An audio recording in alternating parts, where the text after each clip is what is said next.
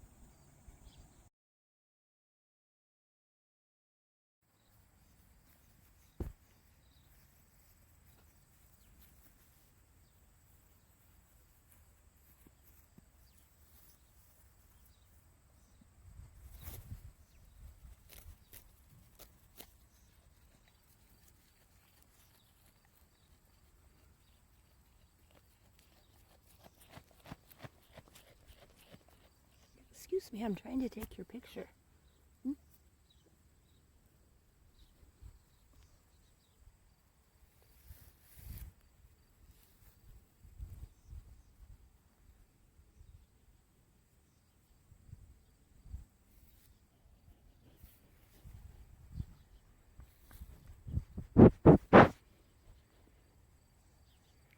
You're not making this easy. I want to take your picture. There's your brother. There's your brother.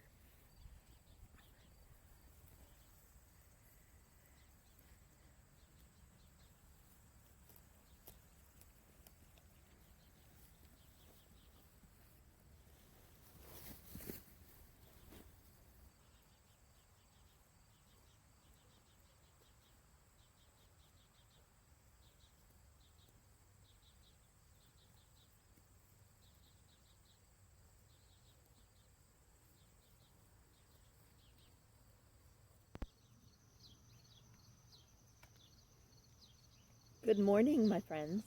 It's been quite a little while since you've seen my face here on the camera, hasn't it? And so we'll hope that filming goes okay. It's early in the morning. The wind is not blowing. You never know, though. Company could come driving in. And also, I have a new member of the family who you guys haven't met yet, and she's here in the background. Hopefully, she's going to behave and not knock the camera over or get into any trouble that I would have to quickly take care of. So I'm not sure if this is going to be at the start of the video or at the end or the middle somewhere, because I do have some footage that I'm going to put together and show you. Some of the sheep, some of the garden, and let me know, are you interested in the gardening stuff? I enjoy sharing it, and I enjoy seeing what other people are doing in their gardens, but maybe it's more than what you care to see. You're going to see some in the background here. There's some of my sunflowers, there's some sweet corn, there's tomatoes, and then the zinnias that are right here behind us. So I thought this was kind of a good place to sit and talk to you. How has everyone been? I want to say thank you to those of you who continue to follow me. I don't put out content as regularly as I would like to, and I hope that changes, but there are those of you who remain faithful and are still good friends to the podcast, and I so appreciate that. If you're new here, welcome, but to all of my old friends or continuing friends, thank you for coming back.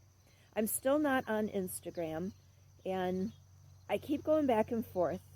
Yeah, I guess I could dip my toe in the water and see if I would enjoy doing that again. I don't know. I don't know. But if I do, I will certainly share it here with you. But the reason that I wanted to sit down here today and talk to you, besides letting you know that I really am still here, is that I do have a little knitting to share. I will at some point have showed you a little spinning that I'm doing, but I'm working on the border of a shawl, and this shawl has been in progress since early spring, and it is the Skyming Shawl by Sofia Camelborn.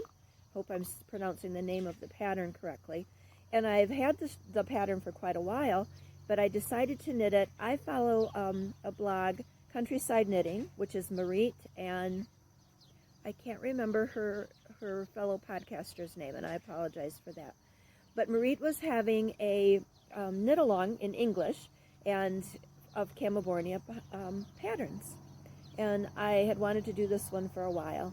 And so I had some scraps of sock yarn and a few mini skeins from a Christmas swap I had done. And so I decided to make a rainbow shawl. Lots of different colors. I'm going to hold it in front of my face for a minute.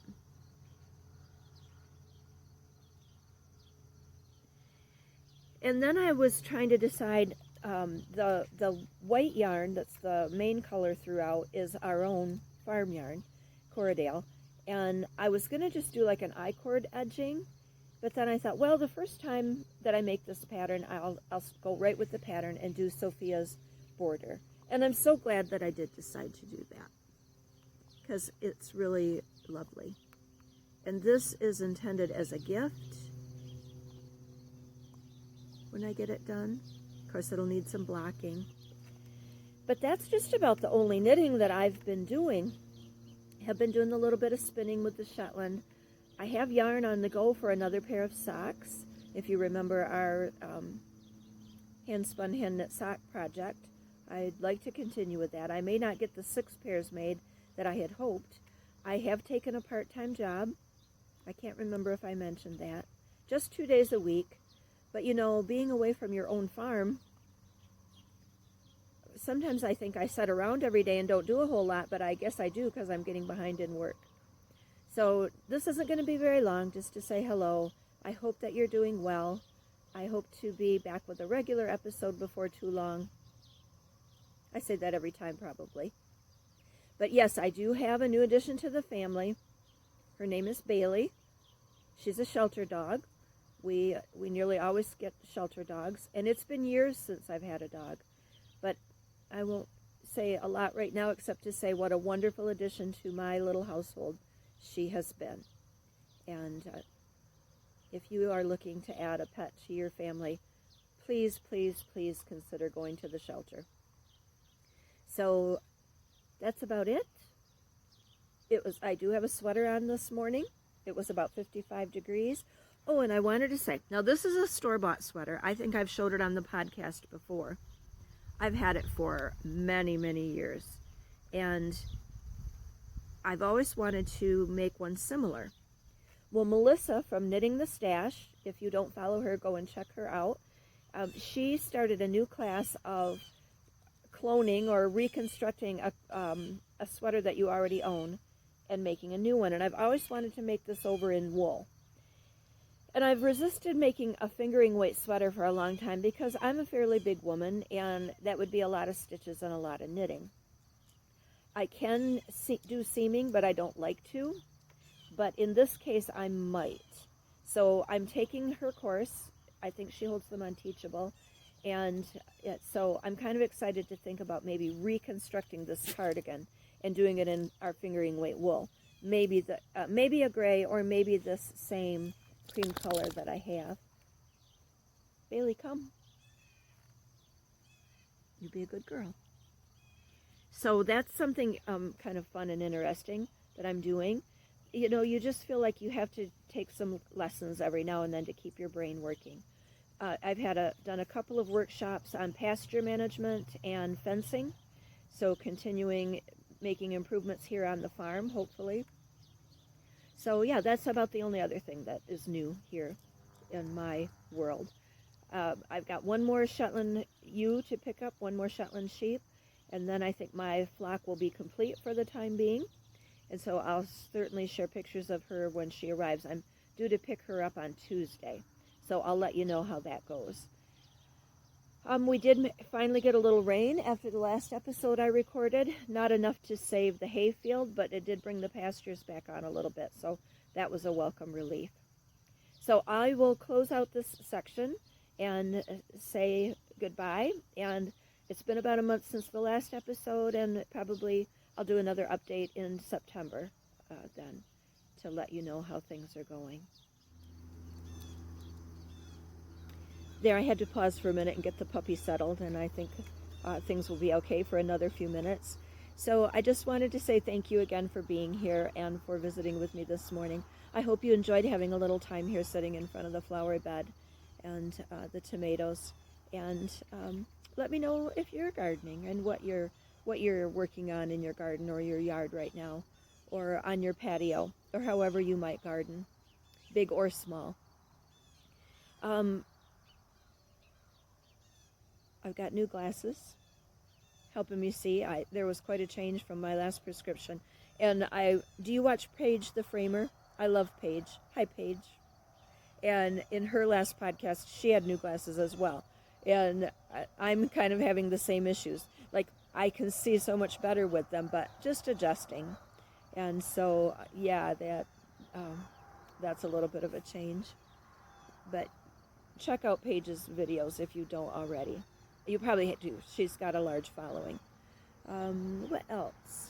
Told you about the classes that I've been taking, or a few kind of workshop class type thing.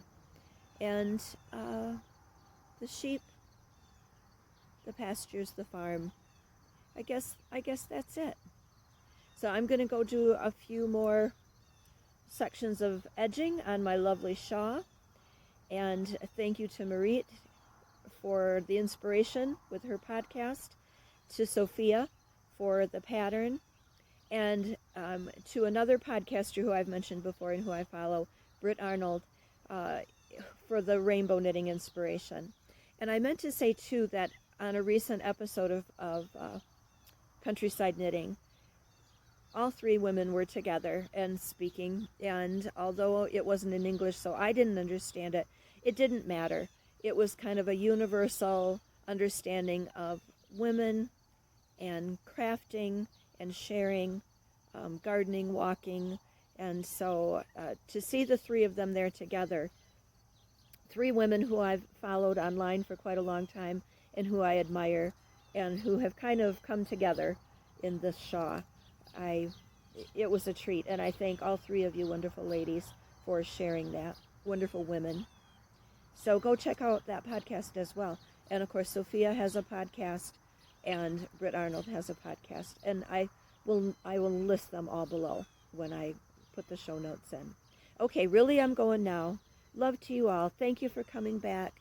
Check out some older videos if you're new to the podcast, where we talk about sheep and farming and gardening, knitting, spinning, all of those things. Take care of yourselves. I'll talk to you real soon.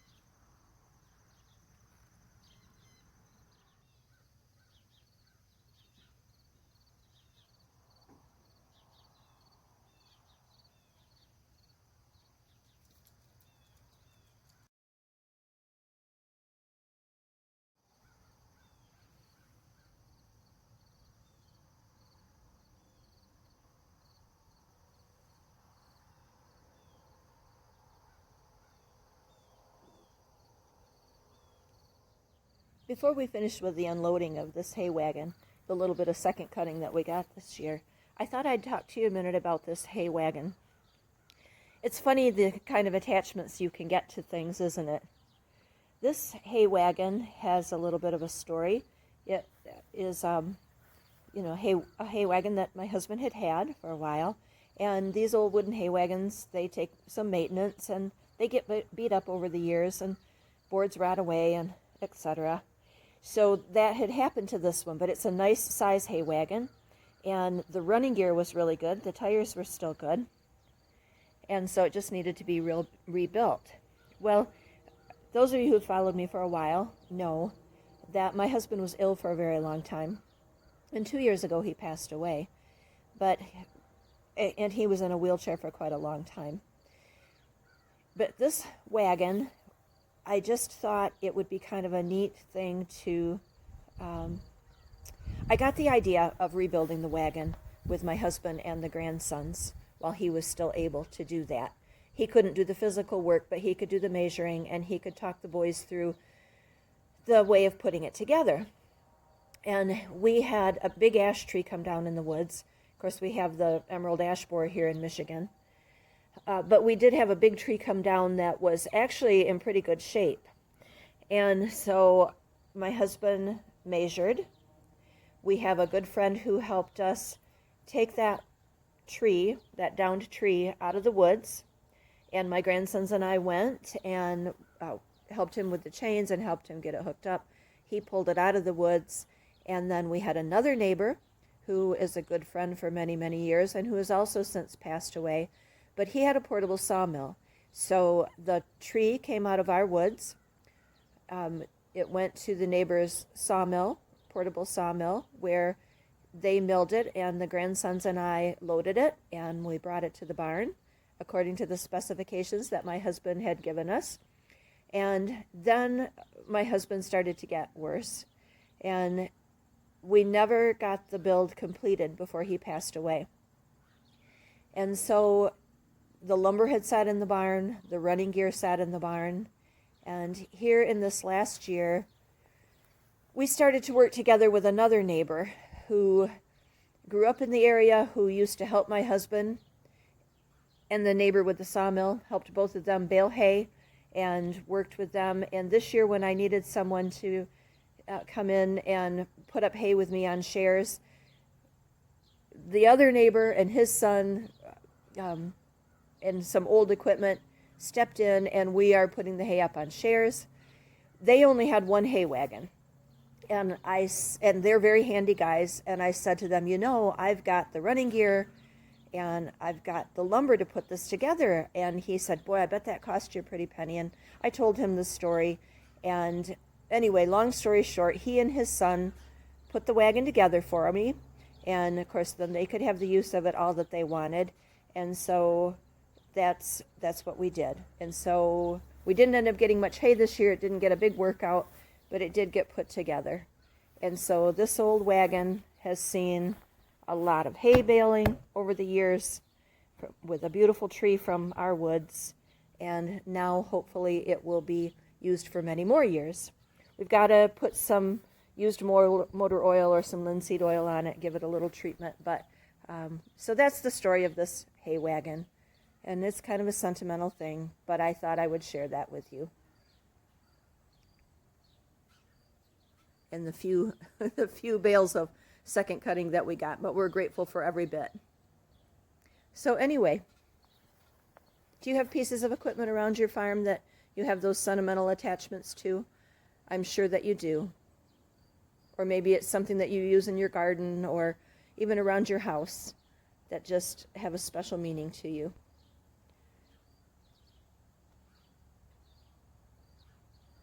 Thanks for letting me share.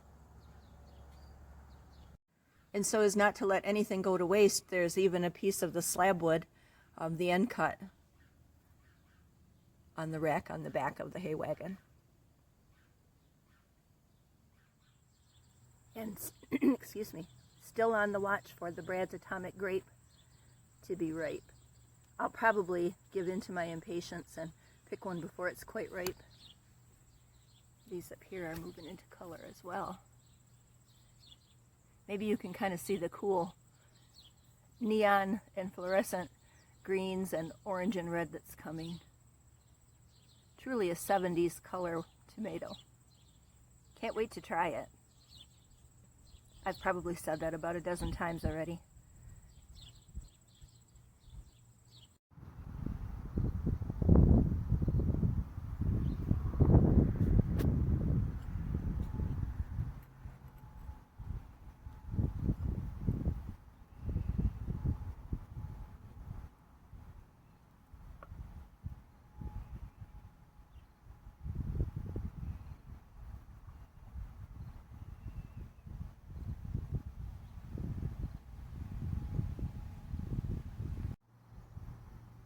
Okay, it really does look like it's still green, but I'm gonna try it. Smells amazing.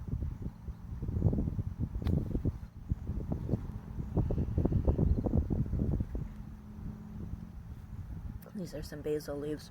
Oh my gosh, you guys. Oh my gosh. This is just delicious.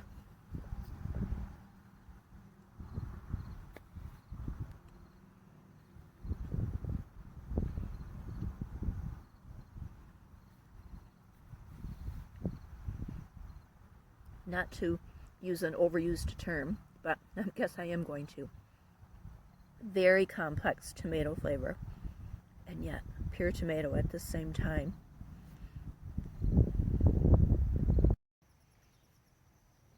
Come on, rest of you tomatoes. Keep turning colors.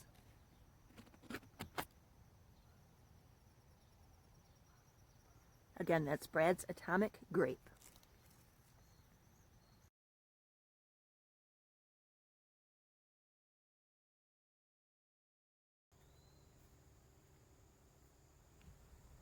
Sometimes when I walk through the woods that are at the center of our land, I come to the spot on the way where the trail divides into 3 directions.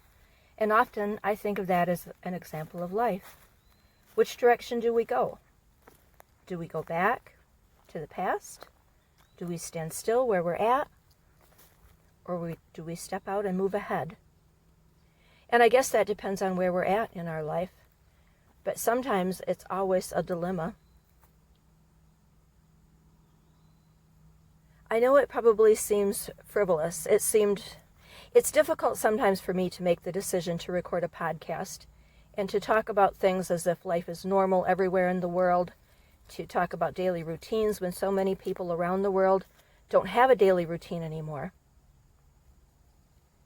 But maybe just sharing this piece of life is what someone needs to see and hear, to know that it's here and that it's out there, and to have a hope that it can happen for you again if you don't have it now.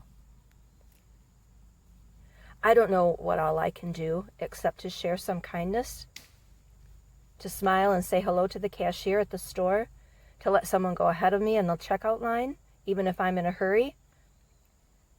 I feel like we can't let our differences keep us apart, and yet at the same time, I feel like we can't ignore the cruelty and the division and the destruction that some people try to use to create from those differences. I don't know. It's just a rambling thought that I had, and I wanted to say it out loud here. So I guess we need to always be looking to the past to learn from it. Sometimes we need to stop and stand still and just take a breath before we go on. But in the end, we always need to step out and step forward, don't we? Thank you for listening.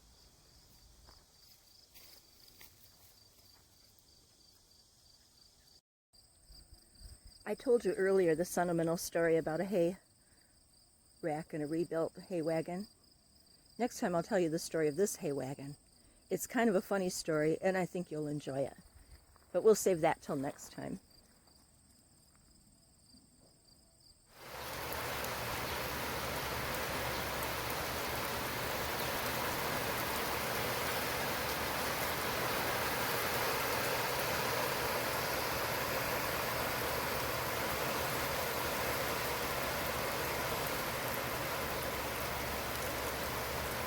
The hay is off the field, well, such as it was, and so it can rain all it wants to now.